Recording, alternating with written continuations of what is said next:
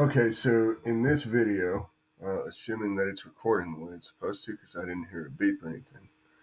But in this video, we are going to cover the use of the law of cosines, right? So, well, let's start with just that. So, I'm making this video much like what you would see in a lesson. Um, so here we go. So EQ1, what is the law of cosines? Well, duh. Here it is right here. Okay. And if you see, it's very much an analog to the Pythagorean theorem, right? And well, when we go back, EQ3 here is actually an extra credit EQ3. Where do we get, or rather, how do we derive the law of cosines from the Pythagorean theorem? Um, Probably not going to do that in this video. We'll probably make another video about that, but I digress. So, what is the law of cosines? There it is right there. And we're talking about A, B, and C much in the same way that we were talking about A, B, and C when we were discussing the law of sines, where vertex A is opposite of side length A, and vertex B is opposite of side length B, and so on. Vertex C opposite of C, right? And the way that this works, right? The way that this works is pretty straightforward. Okay. Um, We'll get into that here in a second with EQ2, but first with EQ2, when do we use the law of cosines? Let's start there. When do we use it? Right? So just like the law of sines, it can be used on any uh, type of triangle. Okay, and that goes without saying that if it's a right triangle, the law of cosines will still work. But the law of cosines is very much overkill for a right triangle when you can use something as simple as the Pythagorean theorem or just sine, cosine, and tangent, SOHCAHTOA, right? So it can be used on any type of triangle. So again, this is another example of trigonometry not limited to right triangles. Um, and it can be used when two sides are known with the angle in between. Right? And another way to say that is two sides known and an enclosed angle, right? So let's say this side length here was, I don't know, 10. Side B was 10 in length. This guy here was 9 in length. And this angle here was pi over 9, right? Well, we have two sides known, and we know the angle in between those two sides. We know the enclosed angle, the angle enclosed by the two known sides. So in that case, we would be able to use the law of cosines. The second specification, right, would be that all three sides are known. Right? So if we know all three sides, so if this was 10, this was 9, and this was, I don't know, 4, right? Then we would be able to use the law of cosines. So that's when we can use it. So now let's get into how can we use it. And the only way to do that is to do actual examples. Okay, so our first example here, we have two sides known, and the enclosed angle, right? So that tells me that we are good to go with the law of cosines, right? And I'm going to go ahead and write out the law of cosines. The law of cosines is simply a squared plus b squared minus 2 times a times b times the cosine of c is equal to c squared. Okay? And again, this looks a lot like the Pythagorean theorem. Okay? And there's a reason for that, but we'll get there. Okay, so the problem is, well, what are we going to call A, B, and C and big C, right? Well, big C is the enclosed angle. The enclosed angle or the angle in between. Okay, that's what big C is. So in our problem right here in this example, big C, our angle would be pi over 6. Okay, right. And then here, sorry, I'm trying to get my calculator software ready. Most of this is going to be done in the calculator. And we'll need this here in a second, but not right now. Most of this is going to be done in the calculator. It's very simple. I'm not going to do too much of it by hand. But the problem is well, we have to label everything the way we're supposed to. Okay, so went off on a tangent there. So the enclosed angle we know is going to be big C. Well, what about A and B? Well, A and B are the two known sides.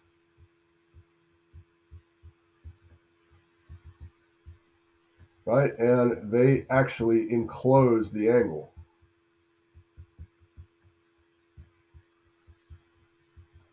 Okay?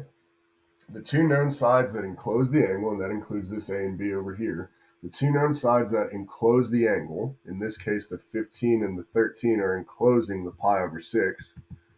The two known sides that enclose the angle are the A and B. Okay.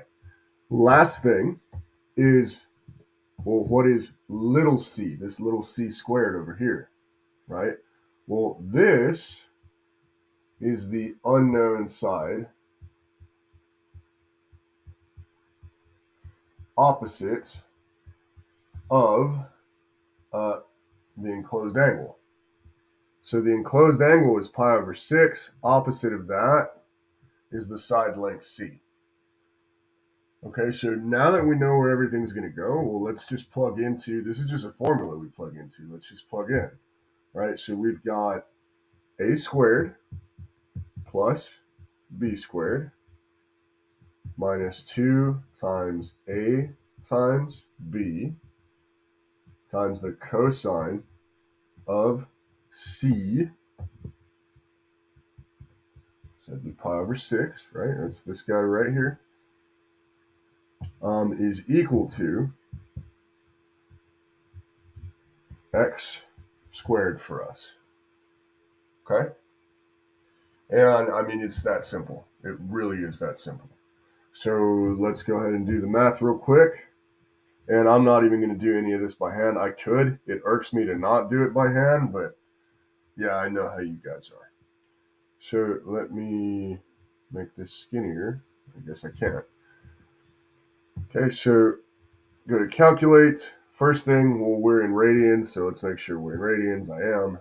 And I'm just going to input, so a squared plus b squared minus 2 times a times b times the cosine of c, which is pi over 6. Okay, we get 345.58 is what we got. So x squared is approximately 300 and I already forgot, 45.58. Okay, that should sound ridiculous. There's no way that this side length right here is 345.58, right? And that's because, well, duh, we still need to take the square root of both sides. Take the square root, take the square root, extend that. Okay, and I can do that in the calculator. So I'm going to hit Control X squared, highlight, copy, and paste. And we get what x is supposed to be, approximately 18.59. So x is approximately 18.59 in length. Okay, the distance from right here across to here is about 18.59 units. And that's all there is to it then, right? So we have calculated x, right? Let's go ahead and calculate theta 1 and theta 2 real fast because it's like, well, how would we do that now? Right? Well, that would involve not the law of cosines anymore. We can go ahead and use the law of sines real quick, and we can easily figure that out. So let's do that. So let's go ahead and do Let me see. Do I have a choice? Yes. So I'm going to find theta 1. Sine of theta 1 is to 30, right? The sine of an angle is to its opposite, as the sine of another angle on the same triangle, sine of pi over 6 in this case, is to its opposite.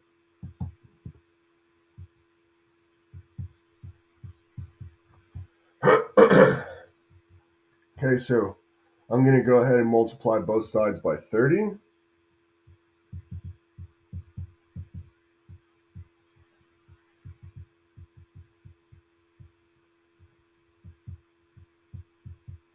That gets me here. Well, then I know I'm going to do the arc sine of both sides. So I take sine, move it over here, it becomes its inverse. So theta is going to be equal to the arc sine of all of this nonsense. 30 times the sine of pi over 6, all over 18.59. Of course, we're going to copy and paste that. Let's go ahead and chuck that in the calculator. So I'm going to do arc sine, control divide, 30 times the sine of pi over 6, right? And then I need to divide by this number, so control C to copy and control V to paste. Okay, so I get 0.94 radians for theta 1. Well, theta 1 quite obviously is obtuse, right? And we know, we're on the unit circle, right? We know obtuse angles will be here in quadrant 2, right? Well, 0.98 radians, or 94, 0.94 radians is right here. That's wrong. Okay, so we know from previous lesson that the calculator gave us reference angles, so I'm going to do pi minus, right? So I do pi minus 0.94, because we know if it's an obtuse angle, right, going into quadrant 2, it should be greater than 1.57 in between, right? So we would do pi minus 0.94, and that gives us our actual answer of 2.2 radians.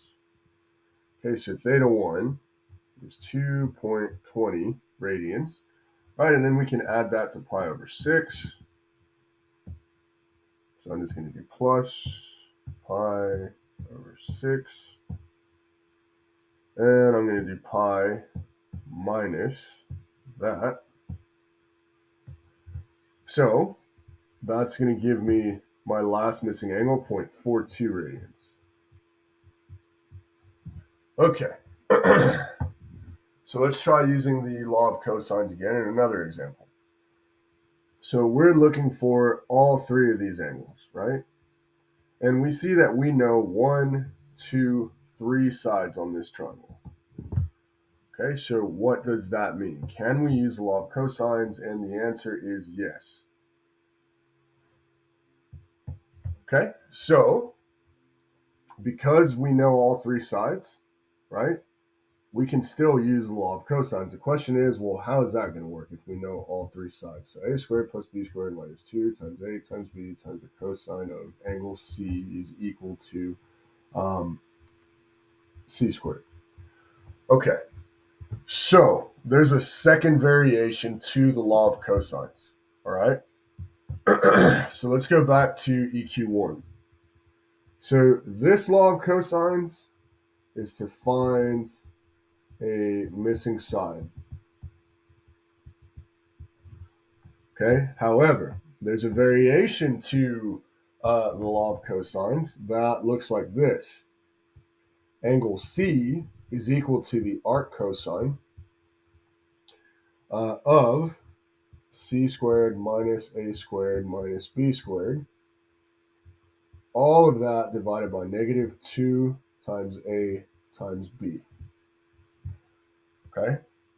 So this right here, this is another part of EQ1. Okay, this right here is another part of EQ1 that we would use to find missing angles. Okay?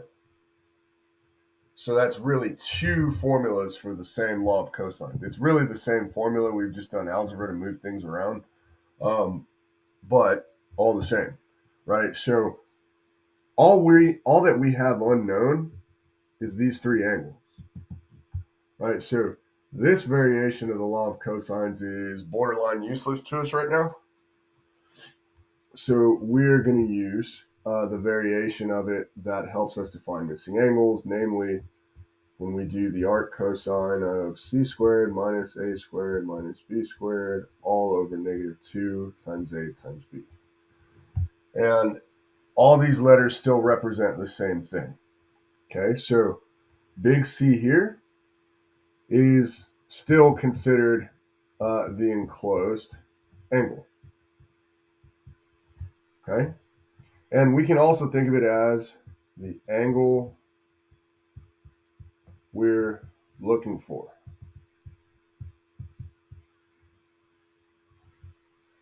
Okay, and little c right here is just the side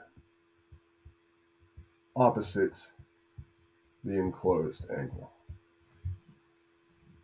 Okay, and then A and B are the sides enclosing C, enclosing the enclosed angle. Okay, so right now it's just a matter of, well, what do we want to find? So let's just pick one. Let's just start with theta 1 just because numerically, yeah. So we're going to start with theta 1. Okay, so we're going to treat theta 1 like it is the enclosed angle, like it is big C, right? And enclosing it is A and B. So 12 and 14 are A and B. It doesn't matter which one we call A or which one we call B. Those two are interchangeable. What's important is that you have the C's in the right place. Okay, and that brings us to, well, yeah, C, little c. Okay, so now that we got everything color coded, we can plug into, well, theta 1 is equal to the arc cosine of c squared minus a squared minus b squared. All of that over -2 times a times b. And that's it. That's all we're going to do. So we can chuck this in the calculator now. So I'm going to say arc cosine, control divide, and I'm going to say 16 squared minus 12 squared minus 14 squared over -2 times a times b. And we get 1.32 radians. Okay? And we know that that's correct because just looking at the picture, we can see theta 1 is close to obtuse. It's hard to tell in this picture. 1.32 radians, right? But it's not quite obtuse. Okay? And the beauty of the law of cosines is, in this variation, we don't need to worry about the calculator giving us a reference angle the way that we do have to worry about it with the law of sines. Okay? But if we're smart, that doesn't matter. Okay, so let's find another one.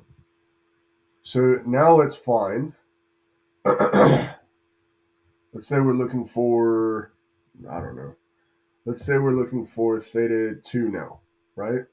And we'll go ahead and use the same setup as before. We'll go ahead and use this variation of the law of cosines again.